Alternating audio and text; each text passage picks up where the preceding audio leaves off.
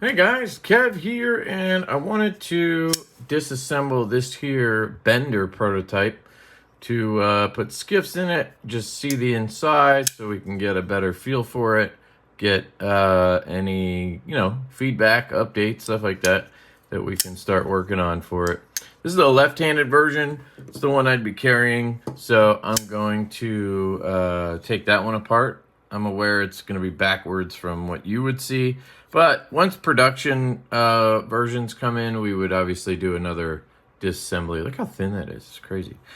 I've noticed one thing that I think could be updated since my original video. I think the plunge grind might need an update. You guys let me know. And then I think the clip right here, these corners maybe could be knocked down a little bit. I don't know if that would take away from the look, but I noticed like in hand, you can feel that corner there. So definitely be good to knock that down. Yeah, see, I don't feel it on this side where there's no clip. So it's definitely those clip corners. So let's take it apart. We have a T8. T8.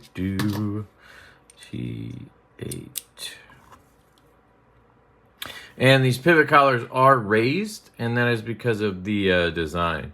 You can see we have that milling, that line down the center, contouring, so they have to stick out a little bit. I actually think it looks cool, but in case anybody asks or suggests making those flush, we have worked through that already.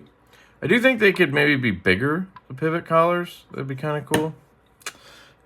We have a D-shaped design. T8 down here as well.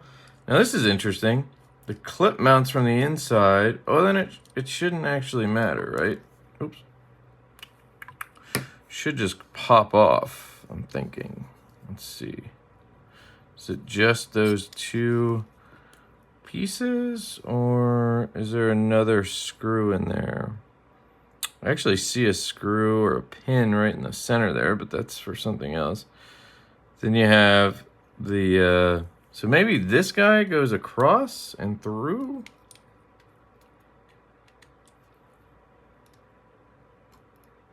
And that's stripping out. That's not good.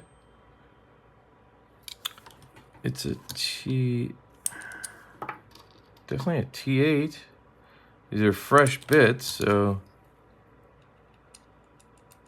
I mean, it's in there.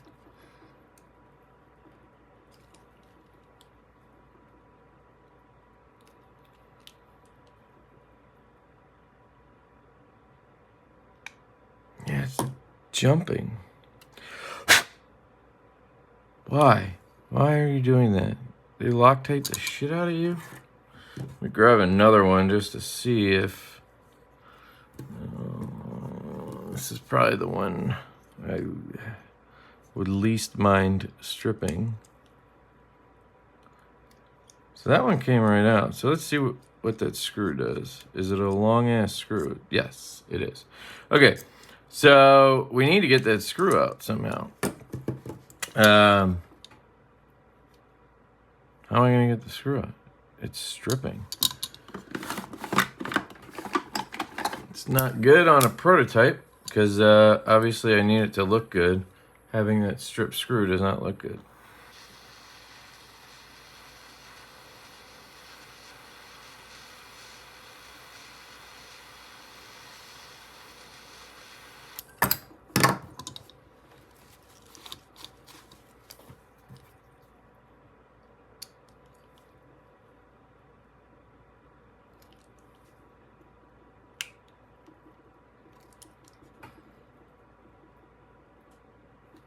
I am not. Okay, got it. Jeez, they had a lot of Loctite on that sucker. Or something. Maybe they can send me a new screw. This could be hot. So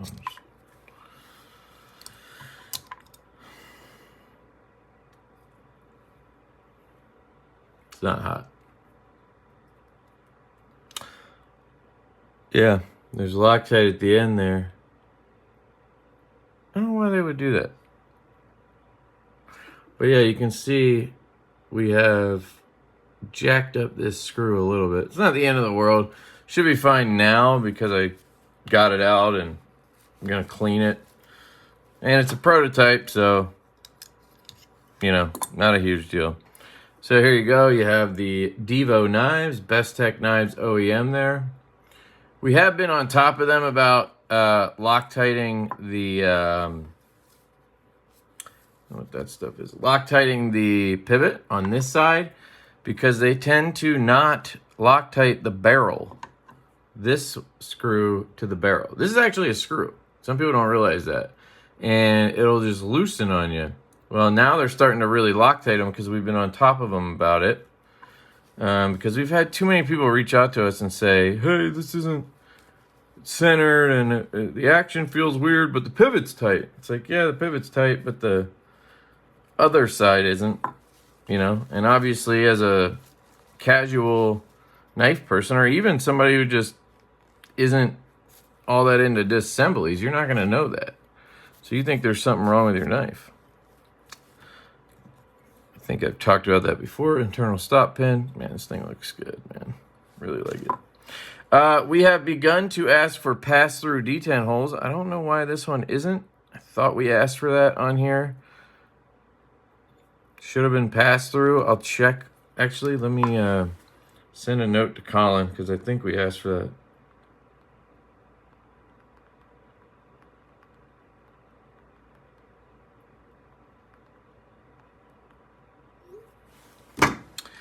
All right, so let me flip these over. I'm gonna try to add Skiff, so it should just be an easy flipperoo. Just standard washers in the titanium frame.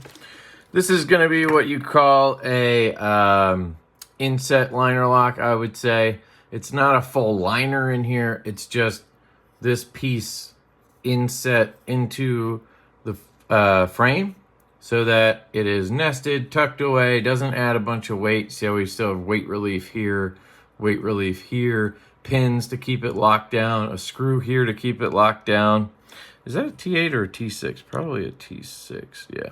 So you would need one T6 for this if you're gonna strip it all the way down. I don't know why you would, but I love this type of construction, and honestly, I don't think it's cheaper or anything compared to a frame lock or bolster lock or anything else.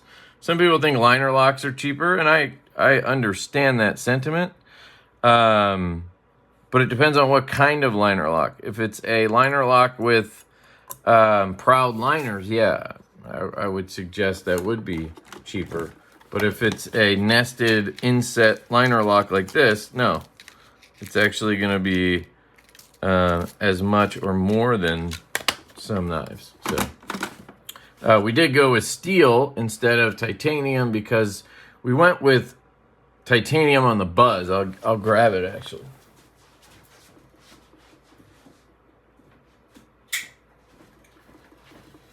So just for reference, here is a stout and here is a buzz. These are both by Best Tech as well. I'll grab another one of the benders. Just so you can see all three designs. Because I feel like the bender is kind of like a combo of the stout and the buzz.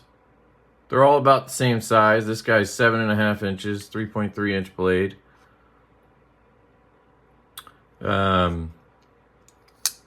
But the buzz here has a titanium liner and a steel lock bar insert.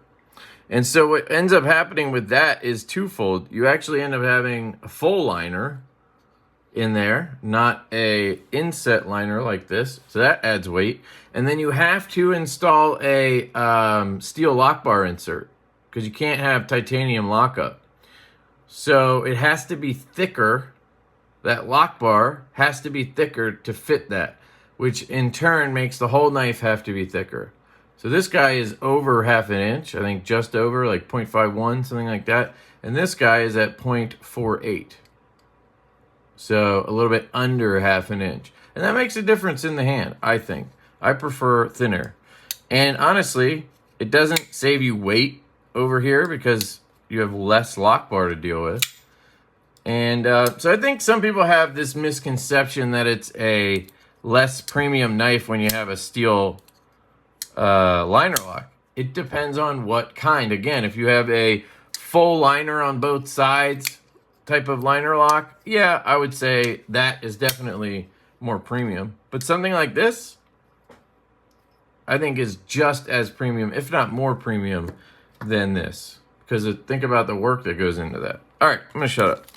Sorry, got on one of those rants. Who would have guessed me ranting? No. I do remember asking for a pass-through detent, I swear, but I asked Colin, so we'll see. In production, we might ask to add that if we didn't, but that's not a big thing. The reason we like a pass-through detent hole is, if you look at Riot, they use that. And I think it helps stop any detent lash that could develop because nothing can get stuck in the detent hole because it just passes through. I should probably get the pivot in there. And I feel like it's just better having a pass-through detent hole. That's my theory. Is it better? I don't know. But I want to be consistent, you know? So let's figure this out. This was the side that, yeah, this side, it goes in here, I think. And then the D shape is over here, right? Yep, okay. This little guy is pissing me off, but I can't do anything about it because that clip screw goes through it. That's what holds it, I think. So we have a lot of KPL heavy on there. That might be a little much.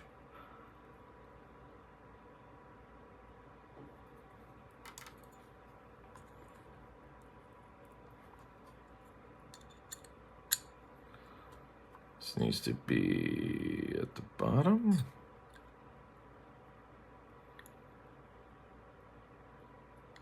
That. Stacking the burger.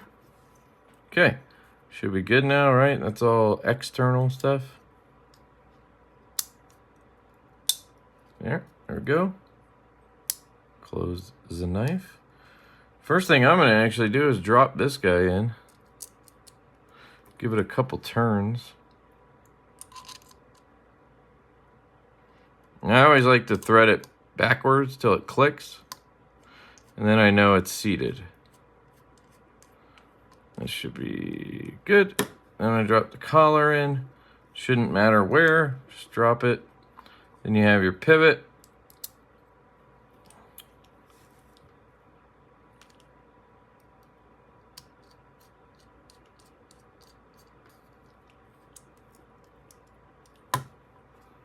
And we have this guy.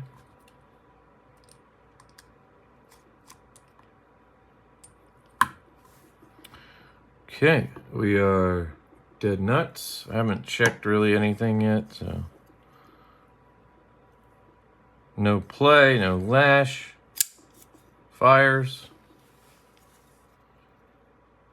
No play at all. Oh, I'm trying to disengage it the wrong way. Yeah, feels good. I think the bearings need to break in on those washers because the washers are, I don't know if you saw them, but when I flipped them over, they weren't that smooth. So I think they just need a little break in. So you'll see that break in over a little bit of time. So let me, I don't think everything's tight right now. So I'm just gonna, I don't know what I want to do actually. Let me just check this one.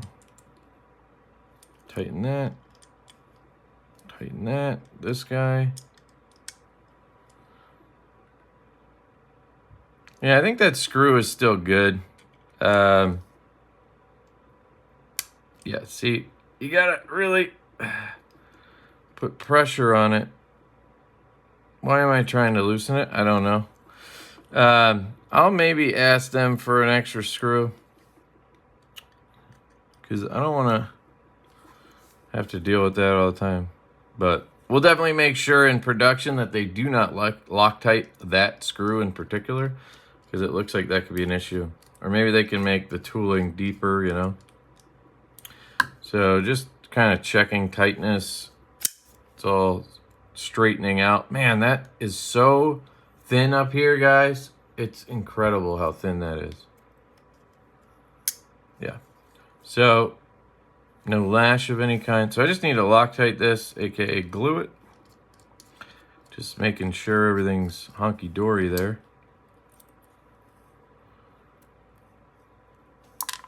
Let me clean the pivot, clean the screw.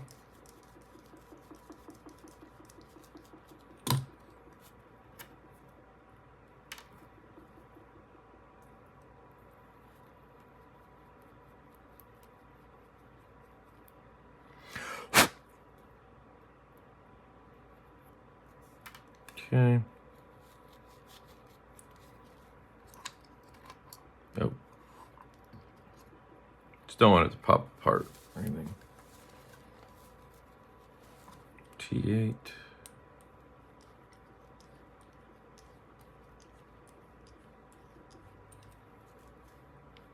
Yeah, a lot of black shit.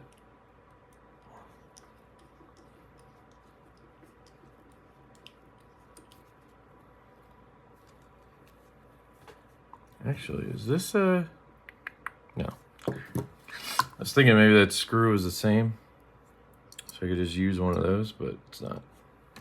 All right, so then we just take a little bit of glue, carefully, obviously.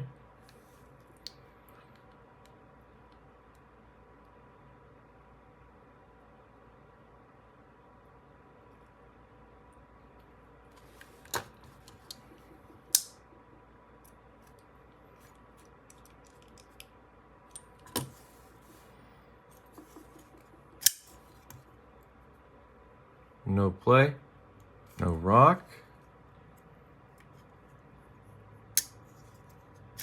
I'd rather it be a little bit tight, because I think that's going to break in the more I use this knife. So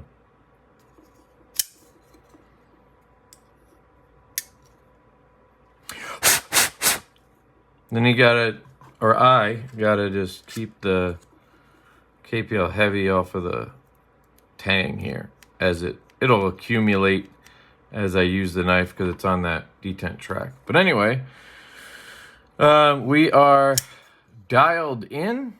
Everything's good to go. Let me know what you guys think on this. I think it's pretty simple construction. You obviously have that screw that goes through into the clip. I don't know if I checked when I was in there, but I think there's another, yeah, there's another screw on this side to hold the clip in as well. And then down in here, those are pins to hold the liner in. So, lock up.